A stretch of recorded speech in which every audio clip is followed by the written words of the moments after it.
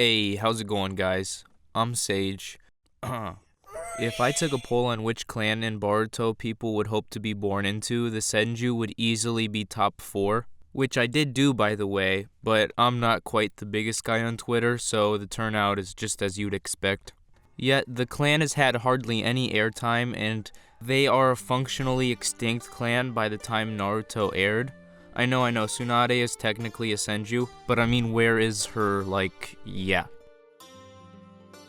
Senju are one of the most powerful bloodlines, being able to win battles against their rival clansmen, the Uchiha, without any prevalent Kekkei Genkai abilities. This is because the early Senju clansmen only inherited and passed the genes for Hagoromo's body, which makes their bodies perform at a level higher than other shinobi. Specifically, I'm talking about spiritual and physical energy. As we know, the two energies can interact and create chakra.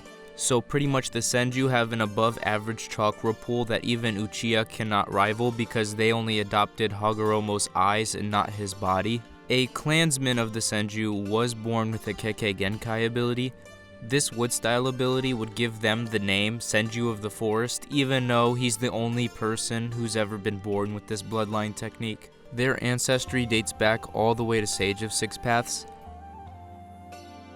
Hagoromo, half human, half alien royalty, had two boys, Indra and Ashura, both with their own strengths and weaknesses. The grandfather of the Uchiha was his firstborn, the objectively more powerful Indra. His second child, Ashura, the only competitor of Indra, gave the Senju the genes he inherited from Hagoromo. Hagoromo tested his kids to decide which shall he pass his power on to.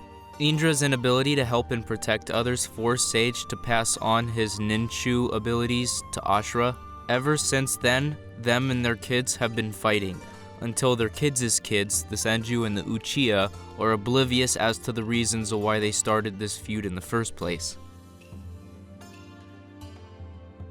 The Senju War started early in the developing world.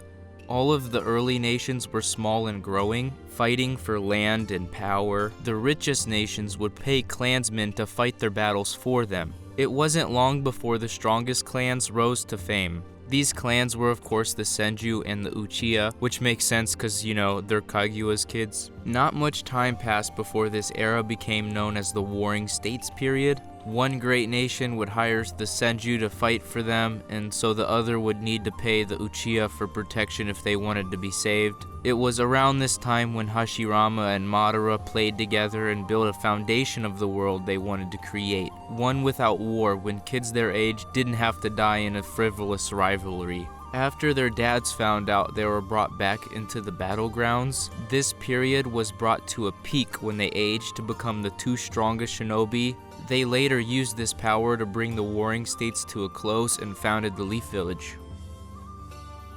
The Senju do have descendants, but the Senju is disbanded and doesn't really exist anymore. But they weren't extinct in a sense because the descendants like Tsunade have Senju genes. There was an off-branch of Senju many years ago. They became the Uzumaki. They also inherited the genes of Hagoromo's body. Even more, they had the royalty of each other's clans wed to preserve their genes as blood ties.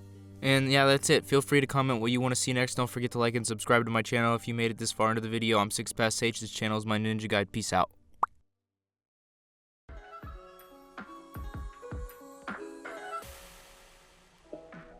finished. I guess this is the end.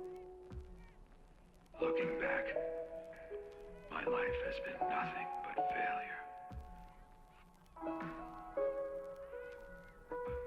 The tale of Jiraiya the Gallant.